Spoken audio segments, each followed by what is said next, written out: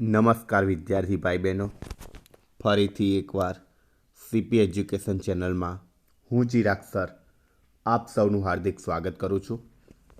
વિદ્યાર્થી મિત્રો, આપણે સ્વાધ્યાયના દાખલા ચાલી રહ્યા છે, તેમાં દાખલા નંબર 14 તરફ આવી ગયા છીએ. આવો દોસ્તો, આપણે 14મા નંબરનું એક્ઝામ્પલ ગણીએ. વાયુ પાત્રમાં એક અણુ સમસ્થિતિ દિવાલને 200 મીટર પ્રતિ સેકન્ડ ની ઝડપથી, કેટલી આપેલો છે વેગ દોસ્તો? 200 મીટર પ્રતિ સેકન્ડ ની ઝડપથી લંબ અક્ષ સાથે 30 ડિગ્રીના ખૂણે અથડાય છે. ખૂણો આપી દીધો છે અને તે જ ઝડપથી પાછો ફેંકાય છે. તો આ અથડામણમાં વેગમાનનું સંરક્ષણ થાય છે. અથડામણ સ્થિતિસ્થાપક છે કે અસ્થિતિસ્થાપક એ આપણે શોધવાનું છે. હવે દોસ્તો જુઓ કે આપણને કંઈ ખબર છે નહીં કે કેવો અણુ છે. તો ધારો કે અણુનું દળ સ્મોલ એમ છે અને દિવાલનું દળ કેપિટલ એમ છે, બરાબર. હવે દોસ્તો, દિવાલનું દળ હોય એ ઘણું જ વધારે હોય. બીજા નંબરે દિવાલ સ્થિર હોય, તો દિવાલનું દળ ઘણું જ વધારે હોવાથી તે સ્થિર છે, બરાબર છે. અને અણુનો જે પ્રારંભિક વેગ એ દિવાલ સાથે અથડાય ત્યારે એનું પ્રારંભિક વેગમાન કયું મળે? તો PI બરાબર MU. આમ તો P બરાબર MV સૂત્ર છે, પણ V વેગની જગ્યાએ અહીંયા પ્રારંભિક વેગ છે માટે U લખીએ છીએ, તો MU લખી શકાય, બરાબર. સંઘાત પહેલાં આપણે જોઈએ તો તો MU એટલે કે એક્સ દિશાનો ઘટક, અહીં કહેવા માટે કોઈ ઘટક છે નહીં. તમે આકૃતિ એના માટે પહેલાં જોઈ શકો છો દોસ્તો કે અહીંયા 200 મીટર પ્રતિ સેકન્ડમાં અહીંયા એક તમને આપેલો છે કે 30 ડિગ્રી ખૂણો. જો દોસ્તો, તમને 30 ડિગ્રી ખૂણો અહીંયા બતાવેલો છે, બરાબર. તો અહીંયા થશે MU cos 30, ઉપરના અક્ષમાં થશે MU sin 30. દેખાય છે?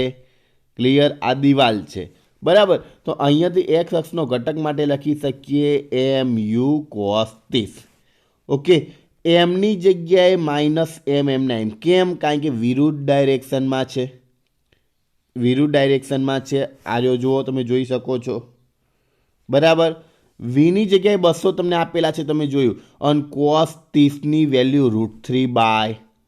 2 વડે ભાગો દોસ્તો, તો 100 દુ 200 એટલે -100 √3 એમના એમની જગ્યાએ m, તો જવાબ આવશે -100 ગુણ્યા √3m. આ સંઘાત પહેલાંની વાત કરી.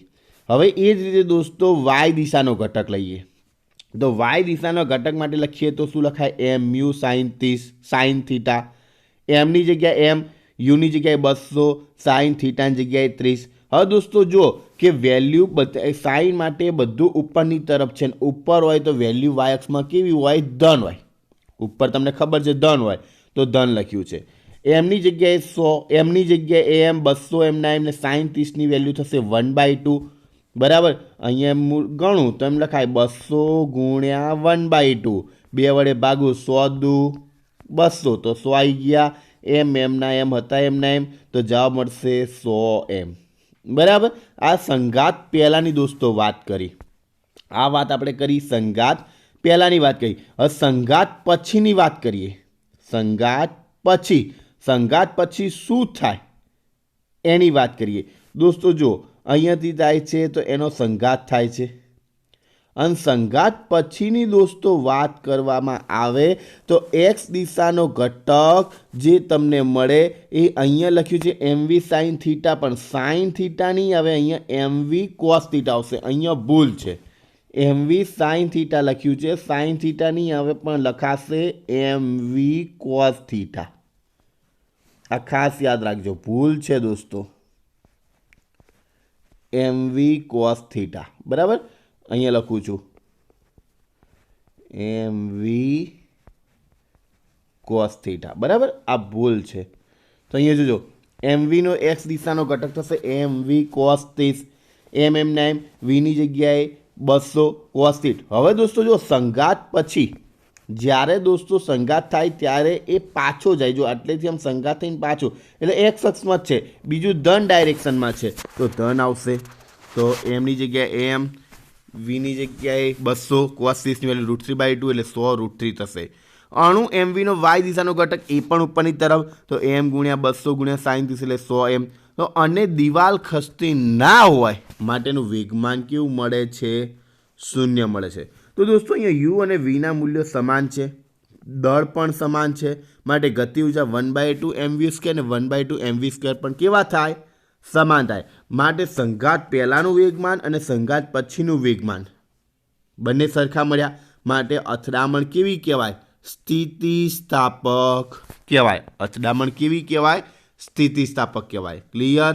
તો દોસ્તો આ સાથે 14મા નંબરનો એક્ઝામ્પલ પૂરો થયો. એકદમ સહેલો એક્ઝામ્પલ છે, એનો એ જ રીતે ગણવાનું છે. સંઘાત પહેલાં સંઘાત પછી ખાલી પહેલાં એક્સ અક્ષનો ઘટક સંઘાતમાં માઇનસ આવે જ્યારે વાય અક્ષમાં પ્લસ આવે છે, બીજું કંઈ છે નહીં. ઓકે. એના પછી 15મા નંબરે જોઈએ. એક બિલ્ડિંગના ગ્રાઉન્ડ ફ્લોર પર રહેલ પંપ 30 મીટર ક્યુબ કદની ટાંકીને 15 મિનિટમાં ભરી શકે છે. જો ટાંકી ગ્રાઉન્ડથી 40 મીટરની ઊંચાઈએ હોય અને પંપની કાર્યક્ષમતા 30% હોય તો પંપ દ્વારા કેટલા વિદ્યુત પાવરનો ઉપયોગ થયો હશે? દોસ્તો આ એક્ઝામ્પલ પરીક્ષાની દ્રષ્ટિએ મોસ્ટ આઈએમપી છે, ધ્યાનથી શીખજો. બરાબર. પહેલાં તો પાવર બરાબર શું? તો કાર્ય કરવાના સમય દરને પાવર કહે છે. એટલે P બરાબર W/T આપણું સૂત્ર છે. Wની જગ્યાએ સ્થિતિ ઉર્જા તરીકે લખું તો mgh/T. એમની જગ્યાએ 30, એમની જગ્યાએ આપેલા છે ને દોસ્તો, એમની જગ્યાએ 30. બીજા નંબરે દોસ્તો અહીંયા જીની જગ્યાએ 9.8 ને એચની જગ્યાએ 40 મીટર ભાગ્યા ટીની જગ્યાએ તમને 15 મિનિટ આપી, 15 મિનિટે 15 ગુણ્યા 60. બરાબર. હવે તમને એમ થાય કે દોસ્તો અહીંયા મને એમ ક્યાં આપેલા છે? મને તો કદ જ આપેલું છે, એમ આપેલા નથી. તો આપણે ફરીથી આવી જઈએ કે ઘનતા બરાબર દળ ભાગ્યા કદ. તો દળ બરાબર ઘનતા ગુણ્યા કદ લખાશે. ઘનતા પાણીની ઘનતા કેટલી? તો 10^3. ખબર છે ને દોસ્તો? પાણીની ઘનતા કેટલી? તો 10^3. તો 10^3 ગુણ્યા કદ તમને આપેલું 30. તો જવાબ મળી ગયો 30 ગુણ્યા 10^3. એ જવાબ મેં અહીંયા લખેલો છે 30 ગુણ્યા 10^3. ખબર પડી બધાને ક્યાંથી આવ્યું? તો 30 ગુણ્યા 10^3 મેં અહીંયા લખ્યું છે 9.8, 40 અને ભાગ્યા 15 ગુણ્યા 60. ચાલો ઉકેલતા તો આવડે તમને, એકદમ સિમ્પલ. બરાબર. જવાબ આવશે 13.07 ગુણ્યા 10^3 ને 10^3 રિમૂવ કરું તો કિલો, તો 13.07 કિલોવોટ આવશે. ક્લિયર? એકદમ સિમ્પલ છે, તરત આવડી જશે. હવે લખ્યું છે ઇફિશિયન્સી, એટલે કાર્યક્ષમતા આપેલી છે આપણને. તો ઇફિશિયન્સી બરાબર શું? તો યાદ રાખજો દોસ્તો, આઉટપુટ પાવર ભાગ્યા ઇનપુટ પાવર. ઇનપુટ પાવર શોધવો છે તો ઇફિશિયન્સી ભાગાકારમાં લઈ જાય તો આઉટપુટ પાવર ભાગ્યા ઇફિશિયન્સી. આઉટપુટ પાવર આપણને મળી ગયો 13.07. ઇફિશિયન્સી કેટલી? તો 30%. ટકા કાઢવા હોય તો 100 વડે ભાગવા પડે, તો બાજુમાં અહીં આપણે શોધી કાઢીએ કે ઇફિશિયન્સી ઈટા બરાબર 30% કાઢવા એટલે ભાગ્યા 100 અને એના બરાબર જવાબ આવે 0.30. ઓકે. હવે એ વેલ્યુ અહીંયા મૂકી દો. અહીંયા ડાયરેક્ટ લખ્યું છે, મેં તમને શોધીને આપ્યું. તો 13.07 ભાગ્યા 0.30 એટલે જવાબ આવશે 43.56 કિલોવોટ. એપ્રોક્સિમેટલી લખું સાર્થક અંક તરીકે તો 43.6 કિલોવોટ મળશે. ક્લિયર? આ દાખલો દોસ્તો પરીક્ષાની દ્રષ્ટિએ મોસ્ટ આઈએમપી કહેવાય. 2 સૂત્રો યાદ રાખવાના છે. P બરાબર mgh/W/T અને Wની જગ્યાએ mgh/T અને ઇફિશિયન્સી બરાબર આઉટપુટ પાવર ભાગ્યા ઇનપુટ પાવર. ક્લિયર? એકદમ સહેલો દાખલો કહેવાય. ત્યારબાદ 16મા નંબરનો જોઈએ કે બે એક જ સરખા બોલ બેરિંગ એકબીજાના સંપર્કમાં રહે તે રીતે ઘર્ષણ રહી ટેબલ પર સ્થિર રહેલા છે, જેમને તેટલા જ દળનું V જેટલા ઝડપથી ગતિ કરતું બોલ બેરિંગનું સન્મુખ અથડાય છે. જો અથડામણ સ્થિતિસ્થાપક હોય તો અથડામણ બાદ નીચે આપેલ આકૃતિમાં કયું પરિણામ શક્ય છે? આકૃતિ આપેલી છે દોસ્તો, એમાં કયું પરિણામ શક્ય બને એ તમારે શોધવાનું છે. ધારો કે બોલ બેરિંગ્સમાં બોલનું દળ કેટલું છે તો નથી ખબર, તો એમ છે. હવે સંઘાત પહેલાંના તંત્રની ગતિ ઉર્જા કેટલી? તો પહેલાં તો સંઘાત પહેલાં ગતિ ઉર્જા હોય, સ્થિતિ ઉર્જા ના હોય, એટલે કે 1/2 mv² + 0. બીજા બોલનો વેગ જ ના હોય તો 1/2 mv². હવે સંઘાત બળના તંત્રના કિસ્સામાં આપણે જુદા જુદા જોઈએ તો કિસ્સા નંબર 1માં જઈએ તો E1 બરાબર શું? તો જો બંને બોલ જોડે છે તો શું લખાશે? 1/2 બોલ જોડે છે તો m વત્તા m એટલે 2m અને વેગ કેટલો છે તો જો અડધો છે, તમને દેખાય છે v/2, અહીંયા જુઓ દેખાય છે, તો v/2 એનો સ્ક્વેર, 1/2 ના 1/2, 2m m ના m, અહીંયા v²/4 થશે, 2 દુ 4 થઈ જશે. ઉકેલવાનું છે દોસ્તો, તમને ઉકેલતા આવડવું જ જોઈએ. હવે તમે 11 સાયન્સના સ્ટુડન્ટ છો. 1/2 2m ઇન્ટુ v²/4 બરાબર, 2 દુ 4, નીચે 2 દુ 4 થઈ જશે, mv² મળી જશે. ક્લિયર? તો 1/4 mv². ચલો બીજા નંબરનો કિસ્સો જોઈએ. બીજા નંબરના કિસ્સામાં તો v વેગ જ છે, દળ અહીંયા એમ જ છે, જો છૂટું પડી ગયું છે તો 1/2 mv². સીધું કિસ્સા નંબર 3. કિસ્સા નંબર 3માં 3 દડા જોડે છે, 3 દડા જોડે છે તો 3m અને વેગ કેટલો છે તો v/3 છે, જોઈ શકો છો તમે. તો 1/2 3m ઇન્ટુ v/3 નો સ્ક્વેર. ઓકે, તો v²/9 થશે, 3 તરી 9 એટલે નીચે 3 દુ 6 આવી જશે, તો 1/6 mv². તો માત્ર કિસ્સા 2માં જ ગતિ ઉર્જાનું સંરક્ષણ થતું હોવાથી સંઘાત સ્થિતિસ્થાપક છે, તેથી કિસ્સા 2ની સ્થિતિ કેવી છે? શક્ય છે, જ્યારે કિસ્સા 1 અને કિસ્સા 3ની સ્થિતિ શક્ય નથી. એકદમ સિમ્પલ છે, બરાબર. ત્યારબાદ 17મા નંબરનો એક્ઝામ્પલ કે એક લોલકના ગોળા એને લંબ સાથે 30 ડિગ્રી ખૂણેથી છોડવામાં આવે છે, ત્યારે આકૃતિમાં દર્શાવ્યા મુજબ એટલા દળના ટેબલ પર સ્થિર રહેલ દટ્ટા બી સાથે અથડાય છે. અથડામણ બાદ ગોળો એ કેટલી ઊંચી સુધી જશે? ગોળાઓના કદને અવગણો અને અથડામણ સ્થિતિસ્થાપક છે કે નહીં તેમ માનો. અથડામણ સ્થિતિસ્થાપક છે તેમ માનવાનું છે. હવે દોસ્તો આકૃતિની અંદર તમે જોઈ શકો છો 30 ડિગ્રી ખૂણે રહેલો છે એ બિંદુએ દળો અહીંયાથી છે એ નીચેના બી બિંદુ આગળ એમ દળનો દળો જે ડટ્ટો છે એને અથડાય છે. તો સ્થિતિસ્થાપક અથડામણ માનવાનું કીધું છે, માટે સ્થિતિસ્થાપક અથડામણ હોય એના કારણે એ ગોળો બી સાથે અથડાય ત્યારે બંનેના દળ સમાન હોય, માટે બી ગોળાના સ્થાને એ ગોળો સ્થિર થઈ જાય. બી ગોળો જે છે એના સ્થાને એ ગોળો સ્થિર થઈ જાય અને એ ગોળાનો વેગ એટલો જ વેગ બી ગોળાને મળી જાય. જ્યારે એ ગોળાનું બધું વેગમાન ટેબલ પર પડેલો જે બી ગોળો છે એને મળે ત્યારે એ ગોળો અથડામણ બાદ બિલકુલ ઊંચે જવાનો નથી, કારણ કે બી ગોળા આગળ સ્થિર થઈ જાય છે, માટે બિલકુલ ઊંચે જવાનો નથી. ક્લિયર? એકદમ સિમ્પલ છે, થિયરિકલ છે ખાલી દોસ્તો. ત્યારબાદ 18મા નંબરનો જોઈએ. એક લોલકના ગોળાને સમસ્થિતિ સ્થિતિ પરથી છોડવામાં આવે છે. જો લોલકની લંબાઈ આપી દીધી છે L 1.5 મીટર હોય તો ગોળો જ્યારે ન્યૂનતમ બિંદુએ આવે ત્યારે તેની ઝડપ કેટલી હશે?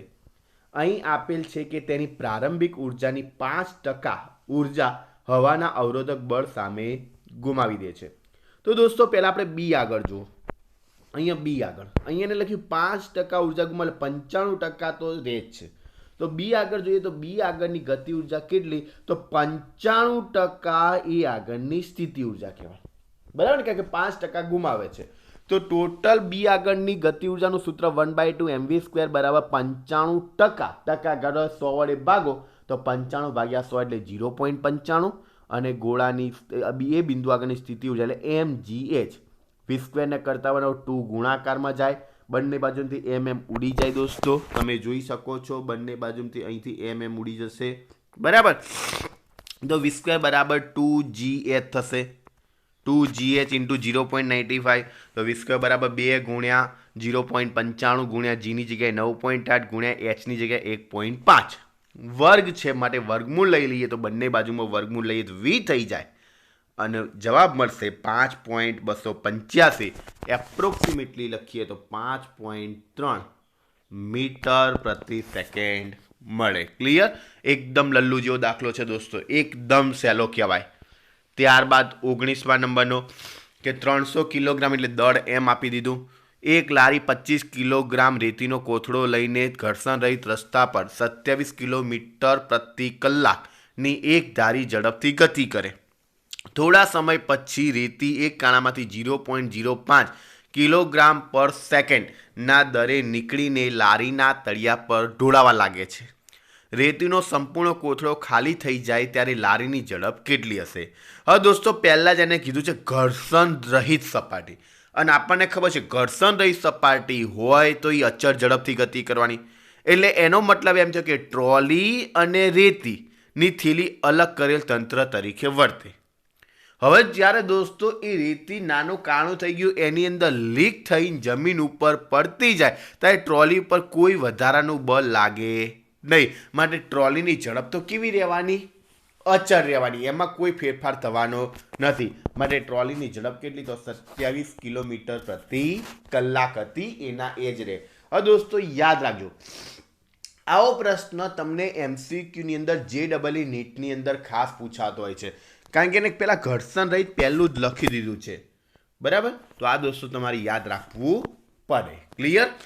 એના પછી દોસ્તો 20મા નંબરે કે 0.5 કિલોગ્રામનો એક પદાર્થ સીધી રેખામાં વેગ v બરાબર AX ની 3/2 AX ની ઘાત 3/2 થી જાય છે, જ્યાં A બરાબર 5 મીટર વર્ગ 5 પછી પ્રતિ મીટરનું વર્ગમૂળ આપ્યું છે, સેકન્ડ ઇન્વર્સ આપ્યું છે, તેના x બરાબર 0 થી x બરાબર 2 મીટર સ્થાનાંતર દરમિયાન પરિણામી બળ વડે કેટલું કાર્ય થયું હશે શોધવાનું છે.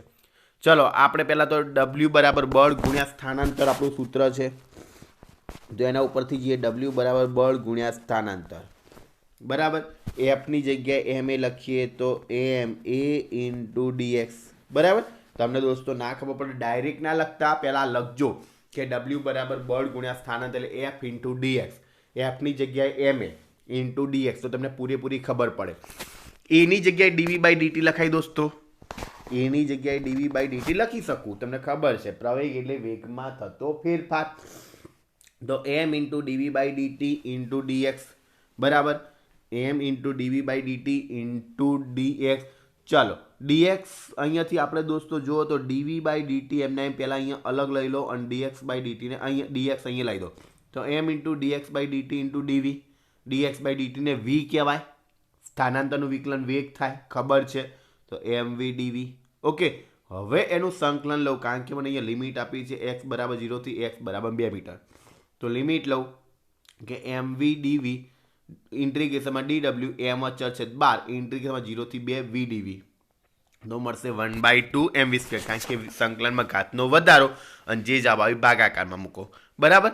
હવે દોસ્તો જુઓ, બરાબરના બરાબર એમ ના એમ, પણ વીની જગ્યાએ આપણને આપેલું છે AX ની 3/2, તમને દેખાય છે. બરાબર? તો વીની જગ્યાએ અહીંયા મૂકી દઉં AX ની 3/2, 0 થી 2 ઘાત લિમિટ m ના m, 1/2 ના 1/2, m ના m. ઓકે દોસ્તો, હવે તમે ખાસ જોજો, આપણે અહીંયા શું કરવાનું છે? ખાલી વેલ્યુ જ પુટિંગ કરવાની છે. આપણે અહીંયા ખાલી વેલ્યુ જ પુટિંગ કરવાની છે, બીજું કંઈ જ કરવાનું નથી. ખાલી વેલ્યુ તમે મૂકો એટલે ઓટોમેટિક જવાબ આવી જશે. અહીંયા AX ની 3/2, અહીંયા આપણે લિમિટ મૂકી દીધી. પહેલાં અપર લિમિટ મૂકો, પછી લોઅર લિમિટ મૂકો. પહેલાં અપર લિમિટ, પછી લોઅર લિમિટ. તો શું થશે? 1/2 m ના a સ્ક્વેર. અહીંયા લિમિટ મૂકી એટલે મતલબ આ રીતે છે. જોજો દોસ્તો, AX ની 3/2, બરાબર, અને એનો એની 2, આ 2 અહીંયા આવશે તો એના જોડે આવશે, અહીંયા આવશે, 2 અહીંયા ઉડી જશે તો નીકળી જાય, તો a²x³ થઈ જશે. તો a²x³ આવી ગઈ. તો 1/2 ના 1/2, 1/2 ના 1/2. એમની જગ્યાએ તમને દળ આપેલું છે, એમની જગ્યાએ દળ 0.5 કિલોગ્રામ આપેલું છે. જુઓ તો 0.5 એટલે 1/2 લખ્યા, એની જગ્યાએ 5 અને એક્સની જગ્યાએ 2, એનો ઘન, તો 1/2 ઇન્ટુ 1/2, 1/4, 5 નો વર્ગ 25 ને 2 નો ઘન 8. ઉકેલો, જવાબ મળી જશે 50 જૂલ. ક્લિયર? એકદમ સિમ્પલ દોસ્તો દાખલો છે, અને આ દાખલો પરીક્ષાની અંદર બહુ જ ઓછો પૂછાતો હોય છે, પણ આપણે લખવાનો છે. 21મો જોઈએ. એક પવનચક્કી પાંખિયા ફરે ત્યારે એ જેટલા ક્ષેત્રફળનું વર્તુળ આવરી લે છે. જો પવન v વેગથી આ વર્તુળને લંબ રૂપે વહેતો હોય તો t સમયમાં કેટલા દળની હવા તેમાંથી પસાર થશે?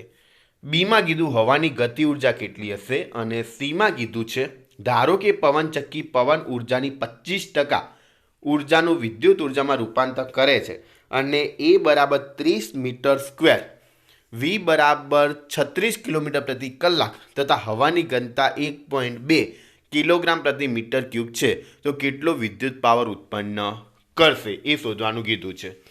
હવે દોસ્તો જુઓ કે ધારો કે પાંખિયા અને એની બહાર એ જેટલા ક્ષેત્રફળથી હવાને ખેંચે છે, બરાબર. ગતિ કરતા જે મળતો પવનનો વેગ વી છે અને હવાની ઘનતા રો છે. તો ટી આપણને ખબર છે વેગ બરાબર અંતર ભાગ્યા સમય. આ આપણું સૂત્ર છે જ દોસ્તો, કે વેગ બરાબર અંતર ભાગ્યા સમય. તો ટી સમયમાં કેટલું અંતર કાપ્યું, તો ડી શોધો તો ટી ગુણાકારમાં, તો ડી બરાબર વી ટી થઈ જશે, બરાબર. હવે કદ શોધવું છે, આપણે કદ શોધવું છે. તો વી બરાબર શું થાય, તો વી બરાબર કદ માટે ક્ષેત્રફળ ગુણ્યા અંતર, એટલે વી બરાબર એ ડી. ડીની જગ્યાએ હું વીટી લખી શકું, શું થાય, કેપિટલ વી બરાબર એ વીટી થશે. હવે આપણને ખબર છે કે વહેતી હવાનું દળ શોધવું હોય તો ઘનતા બરાબર દળ ભાગ્યા કદ. ઘનતા બરાબર દળ ભાગ્યા કદ, તો દળ બરાબર કદ ગુણ્યા ઘનતા. કદની જગ્યાએ લખું એ વી ટી અને ઘનતાની જગ્યાએ લખું રો, તો એમ બરાબર એ વી ટી ઇન્ટુ રો થશે. ક્લિયર. બીજા નંબરે દોસ્તો, ટી સમયમાં એ ક્ષેત્રફળમાંથી પસાર થતી હવાની ગતિ ઉર્જા કેટલી, તો કે બરાબર 1/2 mv સ્ક્વેર. 1/2 ના 1/2 એમની જગ્યાએ આપણે લખીએ કે A V T rho into V square, તો શું થશે 1/2 એ વી ઇન્ટુ વી સ્ક્વેર એટલે વી ક્યુબ રો ટી મળી જશે, બરાબર. ખાલી સૂત્રો જ છે. અને ઇનપુટ ગતિ ઉર્જા એટલે કે પવન ઉર્જા કે અને આઉટપુટ ઉર્જા ઉત્પન્ન થતી વિદ્યુત ઉર્જા કેટલી, તો કાર્યક્ષમતા આઉટપુટ ઉર્જા ભાગ્યા ઇનપુટ ઉર્જા. કાર્યક્ષમતા 25% આપેલી છે, આઉટપુટ વિદ્યુત ઉર્જા છે, ઇનપુટ આપણે શોધી 1/2 એ રો વી ક્યુબ ટી જેટલી છે. 25% ટકા ઘટા 100 વડે ભાગવા પડે અને નીચે જે ભાગાકારમાં છે ગુણાકારમાં જાય એટલે 1/2 એ રો વી ક્યુબ ટી. હવે ખાલી ગુણાકાર ભાગાકાર જ કરવાનો એટલે 25 ચોક 100 એટલે નીચે 1/4 આવશે. અહીંયા 1/2 એમના એમ, એની જગ્યાએ 30, રોની જગ્યાએ 1.2, વીની જગ્યાએ 10, એની 3 ઘાત એમના એમ ને ટી એમના એમ. તો જવાબ મળશે, ભાગાકાર ગુણાકાર કરો દોસ્તો, જવાબ મળશે 4500 ટી.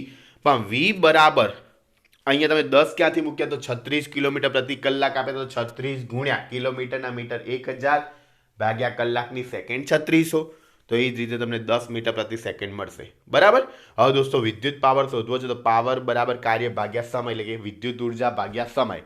વિદ્યુત ઉર્જા 4500 ટી મળી, નીચે ટી એમના એમ, ટી ઉડી જશે એટલે 4500 વોટ. કિલોવોટમાં ફેરવું તો 4.5 કિલોવોટ. ક્લિયર. એકદમ સિમ્પલ દાખલો છે, પરીક્ષાની દ્રષ્ટિએ દોસ્તો મોસ્ટ ઇમ્પોર્ટન્ટ દાખલો કહી શકાય, યાદ રાખજો. એના પછી દોસ્તો 22મો છે, આપણે હવે 2 જ દાખલા બાકી છે, 22મા નંબરનો અને 23મા નંબરનો, જે દોસ્તો આપણે નેક્સ્ટ લેક્ચરની અંદર જોઈ લઈશું. અને એના એમસીક્યુ પણ આપણે છઠ્ઠા ચેપ્ટરના એમસીક્યુ પણ આપણે નેક્સ્ટ લેક્ચરમાં જોઈ લઈશું. એટલે આપણું છઠ્ઠા નંબરનું ચેપ્ટર કાર્ય ઉર્જા અને પાવર નેક્સ્ટ લેક્ચરમાં પૂરું થઈ જશે. અતિ મહત્વનું ચેપ્ટર હતું દોસ્તો, પરીક્ષા માટે ખૂબ જ ઇમ્પોર્ટન્ટ છે. ધ્યાનથી તૈયાર કરજો, રોજના રોજ રિવિઝન કરજો, તો જ તમને તૈયારી રહેશે, નહીં તો તમે ભૂલી જશો. જો દોસ્તો વિડીયો પસંદ આવ્યો હોય તો લાઈક કરજો, શેર કરજો અને ચેનલને સબસ્ક્રાઈબ કરજો. આપણે નેક્સ્ટ લેક્ચરમાં ફરીથી મળીશું. અત્યારે બસ આટલું જ. આવજો.